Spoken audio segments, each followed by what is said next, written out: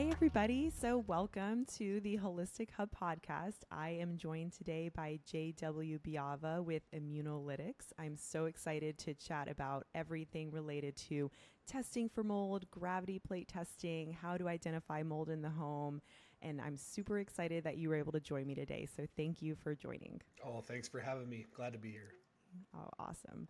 All right. Well, I always like to get started with this question with each of my guests is what got you started in all this? Sure, and that's an interesting question. I've talked about my journey a fair amount in the past, but I kind of grew up in the laboratory. My dad and uncle owned a laboratory, so when I was 13, I started working here. And so it was a natural journey into mold analysis because that's just kind of what we did. I ran the microbiologic department. We added on mold really when I was in high school back in the mid 90s. And it was through that I met Walter Hayhurst, who kind of was the founder of a bunch of the products that we wanted to discuss, CitriSafe and BioBalance and even microbalance. He was involved in all of that. And it really kind of thrust me into the environmentally acquired illness world. So that's where I transitioned kind of from just primary laboratory analyses into trying to put something together to diagnose and help people that have been exposed to mold. And through that process is when I realized that so many of my health problems throughout my life were primarily sourced from mold, as well as those of my wife and my oldest daughter, who was my wife's daughter. So the two of them were getting exposed to mold prior to us even starting to date. And so I was able to help them in their journey while helping me in my journey. Now, what's interesting is people always say, like, what's your mold story? Because those of us that have had this, it's kind of a born again experience. You get severely exposed and then you're like, whoa, this is what set me off. This is what I need to work on. But then those people like me who've been in this industry now for 30 years, we've had so many mold exposures that it's hard to just pinpoint one. Like I can tell you many, many stories in which I've exposed myself and made myself sick. So, it's like, where do you want to start and where do you want to end? Exactly.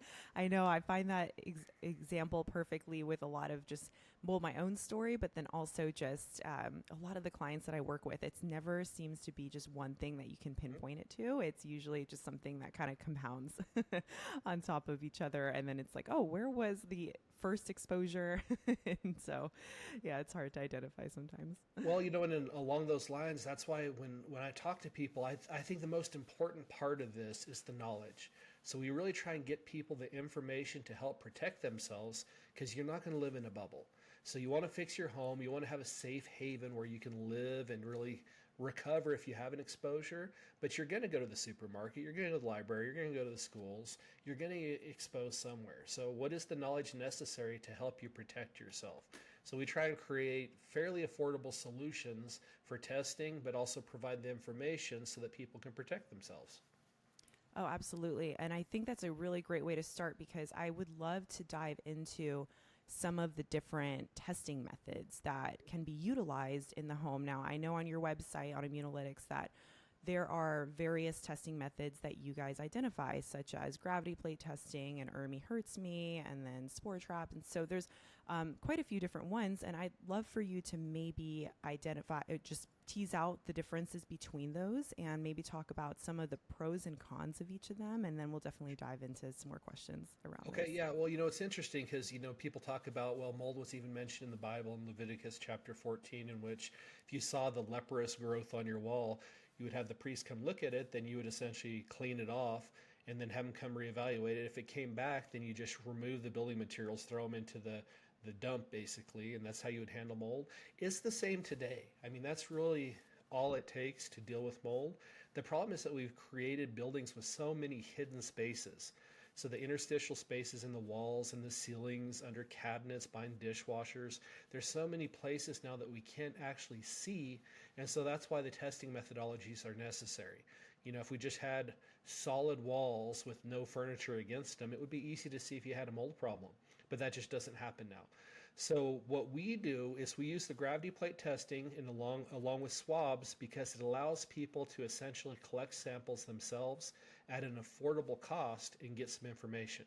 Where we really differ is that we offer the free consultation with the sampling and analysis because science isn't perfect, no sampling technology is perfect, and so we try and use the consultation to ask probing questions to try and help people identify where problems could be.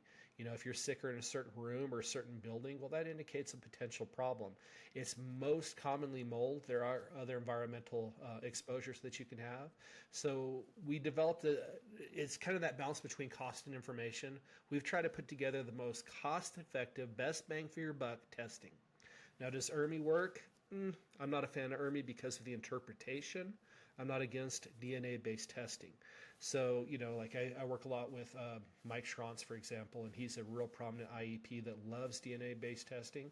He uses it very well because he has his own interpretation. And he'll tell you the HurtsMe score, if you have a high HurtsMe score, you've got a problem. I can't argue with that. But I would say that the 36 species that ERMI is testing for, it's too small of a fishing net. There's a lot of environmental problems with molds that just aren't looked at by that test. It's primarily concerned with water damage building materials. We're more concerned with like environmental hygiene, right? What is the mold hygiene of your home? Because the mold source could be from pets or a contaminated individual or some trash that's present. It's the wet building materials are the biggest problem, but we want to look at it kind of holistically and see if we can affect the whole environment so that you're breathing good, clean air. And we talk about that a lot. It's starting to get more popular now, but a lot of times it's understood that you have to drink clean water, you have to eat clean food, but people don't really consider the clean air unless we're talking about air pollution outside. So everybody thinks of like Los Angeles with the smog over the city, but indoor environments are far more contaminated typically. So we have to really address those environments to protect health. I love that. Oh, go ahead. No, I was just going to say, you want to get in specifics of the various testing. I'm glad to do that as well.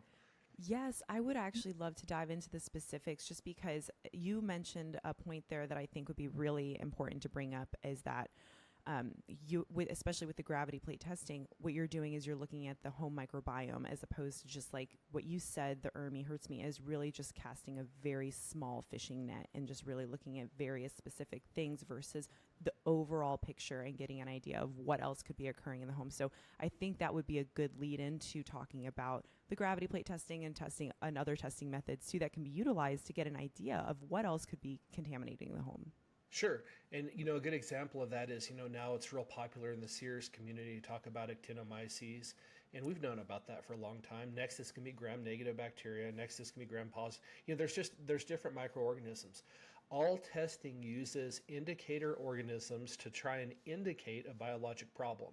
And so we want to use as large of a fishing net as possible to indicate those biologic problems. So with the gravity plates, essentially, if it lands on the plate and it grows, we see it. So that's where we see a lot of the yeast and even bacteria. If there's enough bacteria that breaks through and grows on the agar, which is not made for bacteria, that's another indication of a biologic problem. So we note the bacteria on our reports, but we don't actually quantify it as part of the mold. And then we follow up with swabs as well for dust or any visible potential mold contamination to really get those molds that don't grow well on the sabrodextrose agar. So that would be like Stachy and Chatomium, which kind of are notorious for not growing well on agar. We address that with swabs. In the case of the more traditional spore traps, you're just taking a vacuum sample of the air, it's getting on a microscopic slide, and then you're looking at it under the microscope to identify the mold. And sometimes those will be criticized because it's a short-term 5-minute sample, so you're not getting a true indication of the history, the dust and so on. But we have an inspection company here in New Mexico. We've been using spore traps for over 30 years, and they work fine if they're done properly. They may find 80% of the problems. Gravity plates may find, in my opinion, maybe 85-90% of the problems. Nothing's going to get to 100. So then when you get to the case of like an ERMI, a lot of those group 2 molds are absolutely a problem, like Alternaria, and they're subtracted from the total. More commonly, we see false positives with ERMI, but there are quite a few false negatives. So Basidium is one that it just seems to always show up in people. It pushes the score high, it freaks people out, and we'll search and search and search and not necessarily find the biologic problem associated with that.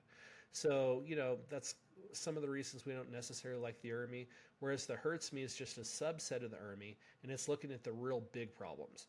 So if you have Stachybotrys in any testing method, that's a problem. You can't be breathing Stachybotrys or Chaetomium. So they work well for that, you know.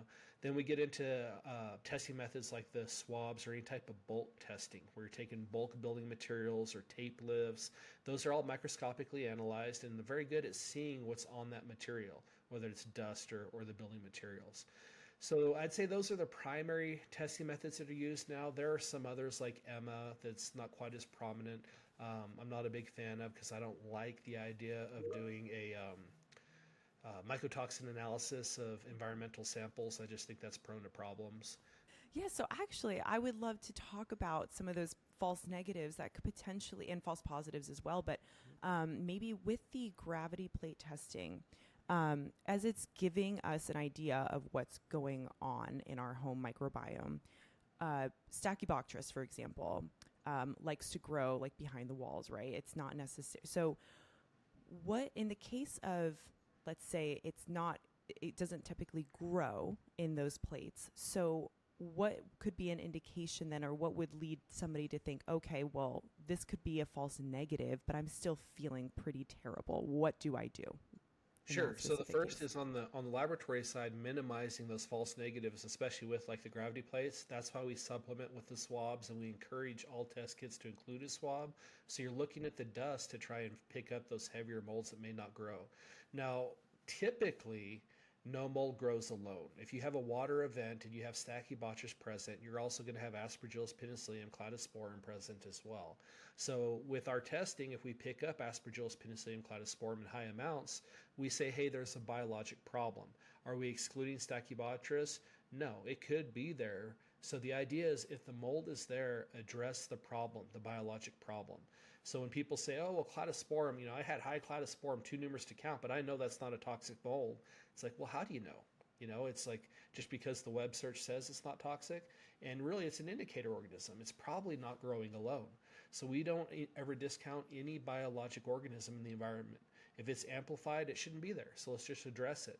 And you address cladosporum the same way you address Stachybotrys. You know, it's ideally you remove the source.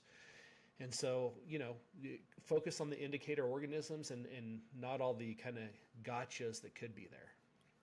Yes, yes. And what about candida showing up on those plates, right? And so in the cases of seeing that, would that indicate like potential water damage? Would that indicate more? Because there's also shedding from humans and pets. And so what would, if you were to see that growing on a plate, like what would be kind of your first thoughts? Sure. So most common is people or pets. So any of these organisms will grow on water damaged building materials. But if we see high levels of candida, most commonly it's a person or pet that is shedding that, and they have an undiagnosed candida infection. And that'll usually be indicated because you'll have high levels, say, in the master bedroom, and lower levels in the guest bedrooms, and moderate levels in the living room. You say, well, those are the areas in which this person spends the most time. Well, that person is commonly the source. And in this community, I'm sure you've heard or maybe even experienced, there's certain toxic people that others can't be around because they create the exposure symptoms. I believe that's exactly it. They're contaminated with whatever mold, maybe it's candida, and they're putting off, either shedding the actual spores themselves or just even the volatile organic chemicals that come with the production of the molds. And that's creating what seems to be a toxic person. Yes, so what you're saying is then you don't want to necessarily rule out that it could be, because with exposure to different types of mold that can be contaminating the environment, candida can grow within us in that specific sense, right? But also don't rule out the fact that there is a possibility, because it's most common to be exposed to candida versus shedding from people as well as pets, correct? Yep, you've got it. And so the nice thing is, if you improve the environment, whatever you do, whether it's removing building materials, HEPA filtration, small particle cleanup, fogging, any of these techniques, and then you continue to monitor, if that candida comes back, that's an indication of the source. So you got it all cleaned up, you have a clean test result, 6 months later it's showing up in these areas. Well, it gives you an indication of where the source may be. No, that's such good information. And another topic I wanted to talk about is, I've actually heard you talk about tap testing. And so in what indications would somebody maybe use tap testing versus just gravity plate testing or swab testing? Boy, that's a great question. Let me tell you why. Is because tap testing is probably not used nearly enough. The beauty of it is you get these auger plates and you can buy them for $3 a piece, and you can tap an object and see if that object's contaminated. And very simply, you could leave it in your cabinet, grow it for 7 days, and just visually look at it and see if there's a lot of mold there. If there is, you know you have to address that. Of course, you can send it into the lab for $36 if you want to get the analysis, but there's no other inexpensive means to monitor contents.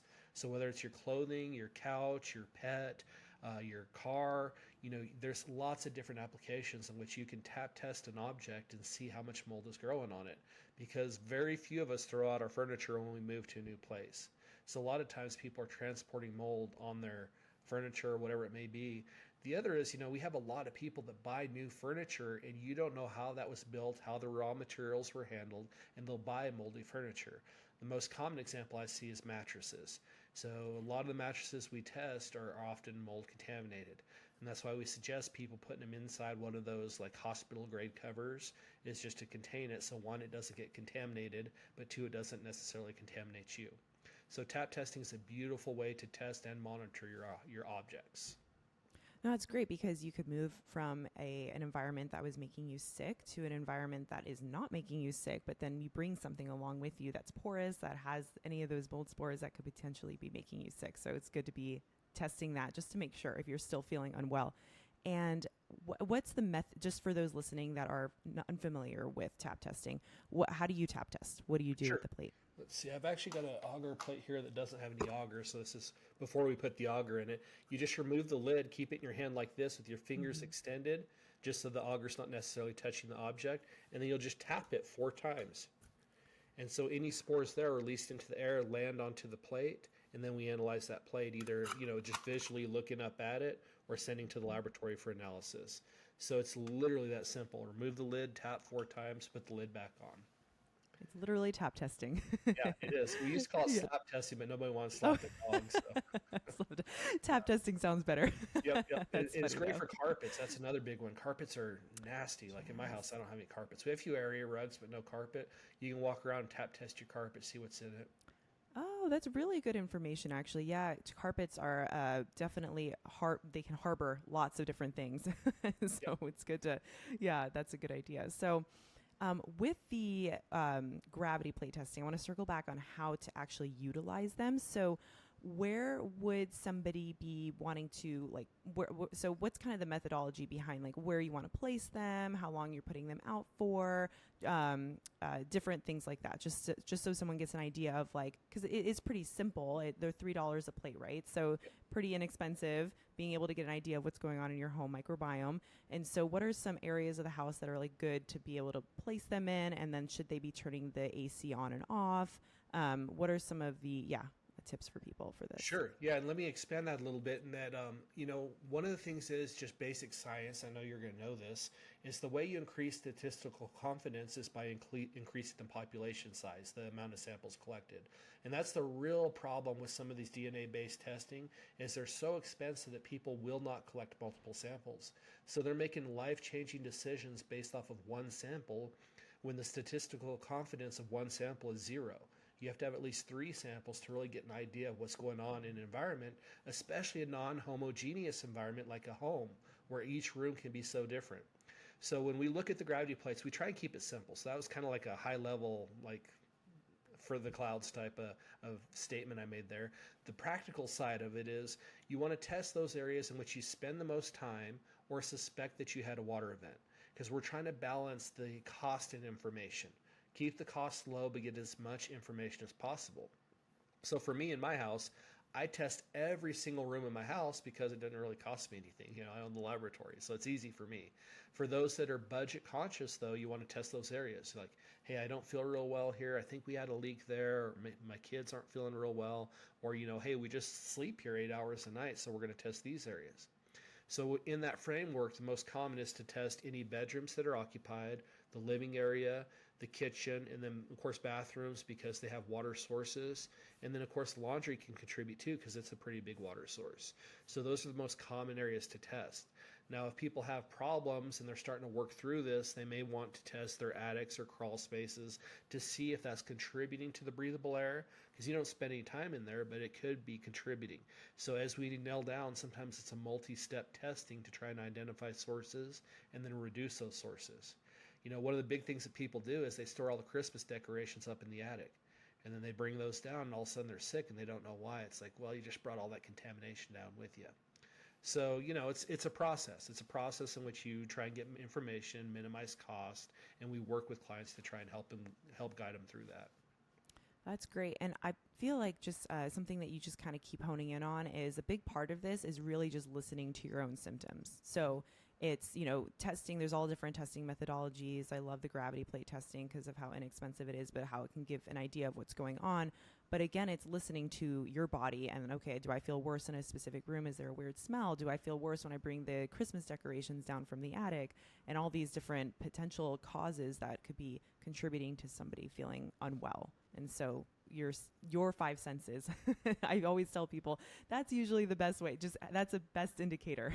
Listen to your body, have an idea of what's going on in that sense, right? Absolutely. Just like a canary in a coal mine. Yes, yes. So when it comes to, let's just say, okay, somebody does the gravity plate testing, and then, okay, we got some indications that something is going on. What would be the next steps that somebody could take? And to kind of build on top of that piece, what if there is water damage, potential Stachybotrys behind the walls? What would somebody do in the case of potentially they're unable to leave? Maybe a landlord doesn't want to remediate, or they are just, due to expenses, moving is expensive, so they have to stick around in that house for quite some time. So what would be some of the things that somebody could do in that situation? Sure, and this is where sometimes I get in trouble because I am very practical. I mean, when I started doing this, I didn't have any money. I couldn't rip down my house and rebuild it from scratch. I mean, that's the ultimate solution, right? I joked with people that I was going to start a remediation company called Phoenix Restoration, and we walk in with big propane tanks and we burn the house all the way down to the ground and then rebuild it. And for $1 million, I can fix your mold problem, right? And it's absurd, but that's kind of the direction people want to point you. So the question being, what are the practical steps you can implement? How can you reduce your exposure below your threshold? And that's why we always say start with the cheapest solution and work your way up. If it doesn't meet your needs, well, then advance. Because there's a limit. If you offer somebody a solution that is outside of their budget or outside of their ability, you're not really offering them a solution, right? And so when we talk about this, number one, this is always the key with mold, is to remove the source. Nobody's going to disagree with that. But what if you can't remove the source? What do you do? Well, that's where some of these techniques come in to reduce your exposure the best you can. If you can't remove exposure, or the source, I should say, the next would be to dilute it out, through fresh air, ERV systems, or filter it, right? Remove it from the air physically. Filtration isn't the best because all that air has to travel to the filter to get removed. So there's still pathways of exposure. As dust gets stirred up, you get re-exposed. So dilution, filtration, they're good. We like some of the fogging techniques, the application of the natural botanicals so they don't set off the chemical sensitivities or produce some other exposure. Those help reduce levels. There's just different techniques like these that can provide some assistance for individuals. Yeah, and that might be a good leeway into my next question, is that I know that you have a background in developing some of the BioBalance and MicroBalance health products. So I'd love to maybe talk about those I know that those could be potentially helpful in somebody that is staying in a place that is contaminated with mold, and then using some of the fogging, using some of the wipes or the candles, those different things that help to reduce and kill off some of the spores and keep a place like somewhat clean, so that way you're reducing your exposure to what it is that you're breathing in. So maybe we could talk about both of those different products and benefits of those that they can use. Sure. And if I could, I'll start with the criticism of the product. So the criticism goes something like this: dead mold is just as dangerous as live mold. And that is absolutely false. Is dead mold potentially still hazardous? Yes. But dead mold does not reproduce. Dead mold does not produce additional mycotoxins. Dead mold does not produce additional MVOCs. Dead mold does not infect a person. So, there's a lot of benefits to, just essentially killing the mold. The problem is that a lot of the things used to kill mold are very toxic. And certainly we never tell people to use bleach on mold, because the bleach, one, sets off chemical sensitivities and produces other health effects. Two is that they'll use it on porous materials like drywall and think they've solved the problem because visibly it's gone, and it's just not true. It's grown into the drywall. We do like peroxide a lot. We use a lot of peroxide because it doesn't typically set off chemical sensitivities. Again, it's not a substitute necessarily for removal, but in those cases where you have surface level mold or you're cleaning up after removal, peroxides work wonderfully. The natural botanical solutions like CitriSafe, BioBalance, even MicroBalance Health products, which is kind of just a copy of the CitriSafe formulas, those products there are intended for those materials that are easily damaged. So you're not going to spray peroxide onto fabrics because it's going to break it down. So the CitriSafe products can go onto just about anything, the BioBalance products, because they're non-toxic. They don't hurt people, plants, animals, anything like that. So you can treat an entire room and affect the mold where it is, because these spores land wherever they land, and you want to treat those surfaces. Then you come through and just do a general cleanup. So the highfalutin way to say it is you do a small particle cleanup, but basically it's just removing dust. That's what you're doing. You're just doing it in a way that's very, very thorough. So some people get a little excessive with the number of cleanings they do, but the idea is to remove the carcasses. Even if the mold's dead, you got to get the dead bodies out of there. So that's kind of the process. Yeah. And for fogging, so there is, of course, always going to be a lot of information out there on the internet or different experts speaking to different methods for being able to clean up mold in the environment. And, I see it all the time. Some people saying that fogging, what that's doing is that's creating a more dangerous situation where the mold feels threatened, and then it's going to want to dig its way deeper into wherever crevices that it's holding on to. Can you speak to that and talk about what in terms of what your thoughts are on fogging and benefits of it? Sure, and there are a lot of these hypotheticals that seem very logical, but we just don't see in practice. So the mold growth sequence, it grows pretty exponentially after about 48 hours of water exposure, and so use that kind of as a guide. So if you're using a fogging product that affects the mold within an hour or two, it's not like it has time to react and grow faster. That just doesn't really occur. And usually when the mold that's there, it's usually dry by then. People aren't usually fogging right after some flood or something while all the building materials are still wet. So it's kind of a treatment in which mold doesn't quickly respond to it. I would say the more interesting criticism would be the idea of, it's blowing apart the mold into smaller fragments that get deeper into the lungs. It's like, yeah, well, I can see that, except that microscopically when we look at the mold, we don't see that it's necessarily breaking down and fragmented quite that way. Even if it was, the small particle cleanup that you're encouraged to do would catch the majority of it. So I don't see that argument necessarily being exceptionally valid. The idea is we want to get these levels below your threshold, whatever that takes. And if you choose to use fogging, great. If you choose not to, fine. There's lots of ways to skin a cat, Some of the fogging products like the Concrobium microban even though they say they're non-toxic, I react very poorly to them. So there is a subset of the population that is very chemically sensitive, and they just can't be around products like that. So whatever you choose to do, if you choose to do a fogging, just make sure that you can use the product prior to applying the product. The best example is we've had many clients across many different IEPs across the country who have had clients that use Benefact to fog their homes, and then they find that they react negatively to the thyme oil. And thyme oil, it's a natural substance. It seems like it should be perfectly fine, but it really makes people quite ill to the point that sometimes they can't even reoccupy their homes after applying it. Wow. So circling back to the gravity plates, are there other places that someone might not think to be able to use them, for example, like their car? Because there's certain places that somebody wouldn't even think that they could potentially be getting exposed to, like, oh, my house is good, everything looks fine here, so where can my exposures be, aside from workplace, of course. Car, how often do you see that potentially somebody is getting exposed to maybe mold that might be growing in their AC vents? Oh yeah, very often. Yeah, there was a time, and I haven't kept track of it, but there was a couple high-end luxury vehicle manufacturers that put their filters of their HVAC systems down low, and the AC would actually condense water onto the filter, and the filter itself would grow the mold. And so there were a lot of problems in cars just from that.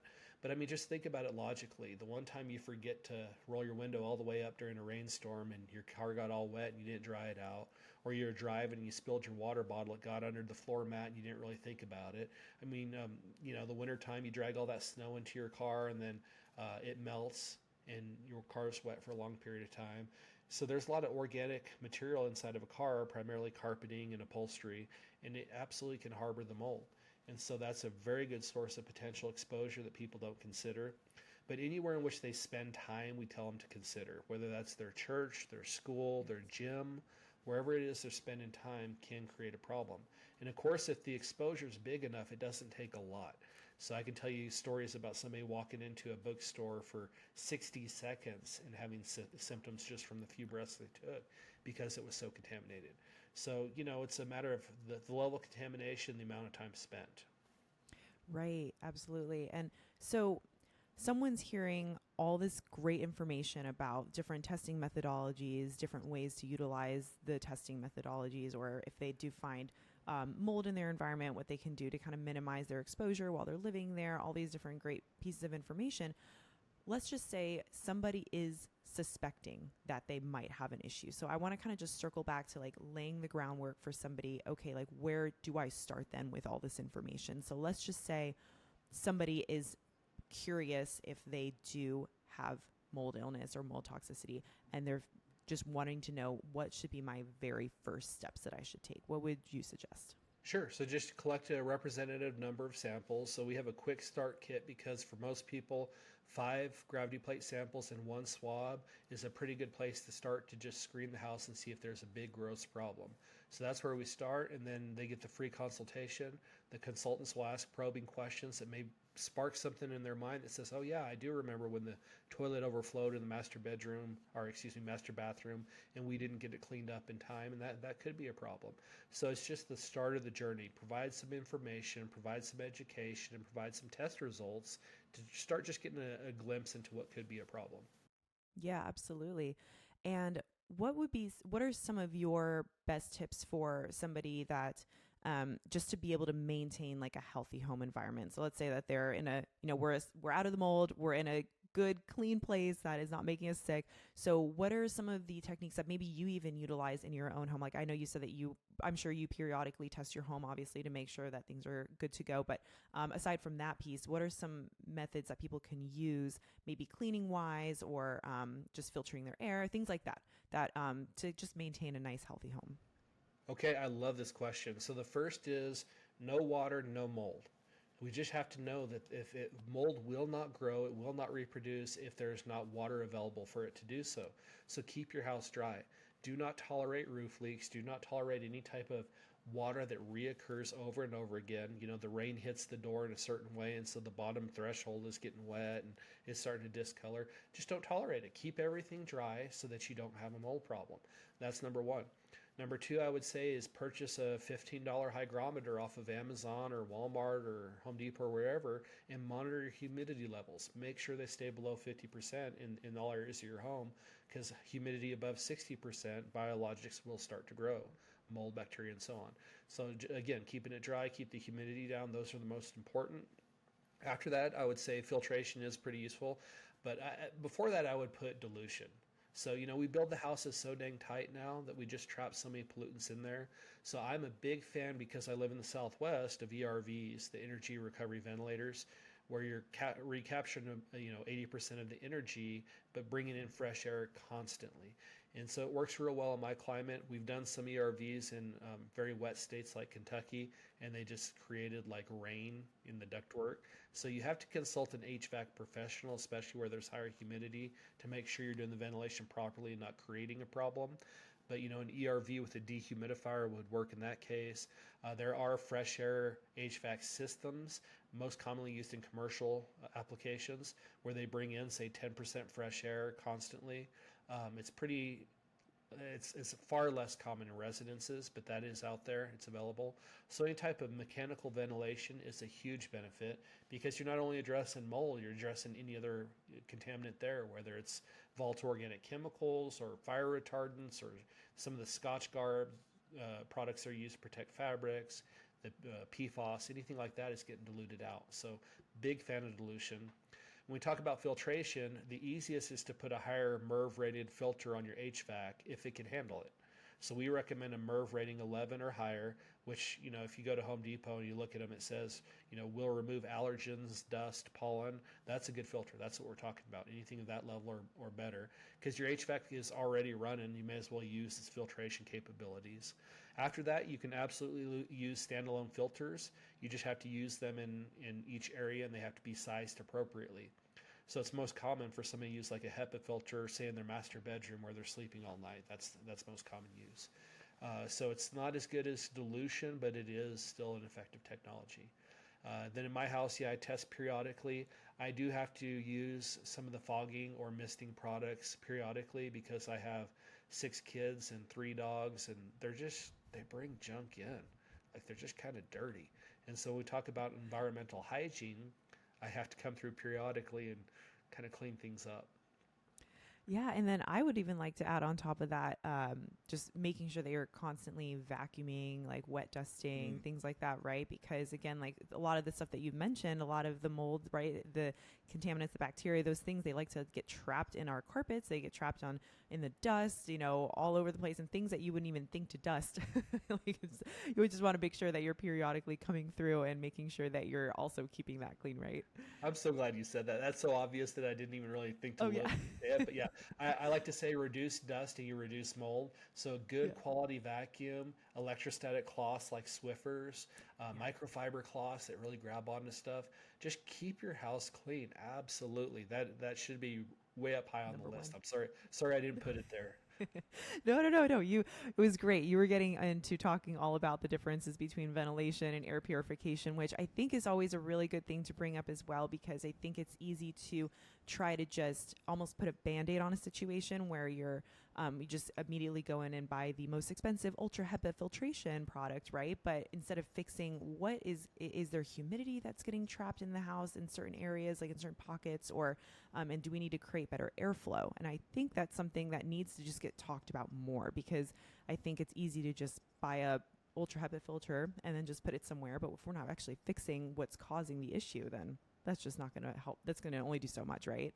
Absolutely. The example I give, if you just took a little cap full of gasoline and you put it right next to your high-end HEPA filter that has activated charcoal and zeolite in it, the room is still going to smell like gasoline. It can reduce it, but not completely, right? So remove that source and allow the filter to do the finals, the polishing, as we say, polish the air. Right. Yeah, absolutely. Oh, this was all such great information. So I always like to end with just asking if there's anything else that you wanted to leave anybody with in terms of like tips or testing methodology tips or anything like that, like to help keep their indoor air environment clean. Any other tips that you want to recommend or leave anybody here with? Okay, well, how about this? There's a lot of fear in this industry, right? And you shouldn't be scared. Like, mold is a big problem, but you're just going to reduce the mold levels below your threshold and you're going to be fine. So let's help educate you so that you know what to look for and how to protect yourself, and make sure we give you the tools necessary to do so, and just get on with your life, living a healthier life. So I think the big part is reducing that fear. There are absolute solutions here. This isn't a new problem. It's a bigger problem now because of the way we built houses. But you can deal with it. You can handle it. Just implement some of these things that we've said. Keep your area clean. Keep it dry. Make sure that you don't have a bunch of dust. Make sure that you don't have any unknown water events. You keep that house sealed up nice and tight from a water standpoint, and then get that fresh air in there. And those things are going to provide the best benefit to you. That's great. Thank you so much. So where could somebody find you and find all this great information that you've been laying out in terms of being able to go to the ImmunoLytics website, right? Be able to get a consult and be able to also just purchase the $3 plates that they can easily be able to implement into their home to be able to identify if there's any sort of contamination issue. So where can people find you and find all this good information? Sure. So, immunolytics.com is probably the best. We're constantly producing new videos, new blog content to try and educate people and really give them the tools that they need. You can always call us. Our phone number 505-217 0339. We talk mold all day long. We've got many project managers here that try and help guide our clients. And then once you do the testing, you'll talk to our consultants and just ask them the probing questions, and we'll get you some help. It's what we do. That's great. Thank you so much, JW. I really appreciate you coming on and taking time out of your day to speak to this issue and just to provide really great, easy to conduct steps for people to take to being able to identify, because I think one of the biggest problems is it just feels like it can be just a super expensive issue to be dealt with, and that the steps to take to identifying if it's even an issue in the first place doesn't have to be super expensive. It can actually be quite simple, and there's people in your community that you have developed in terms of the immunolytics area that can really help. So thank you. Perfect. Thank you. Appreciate it. Thank you so much. Bye.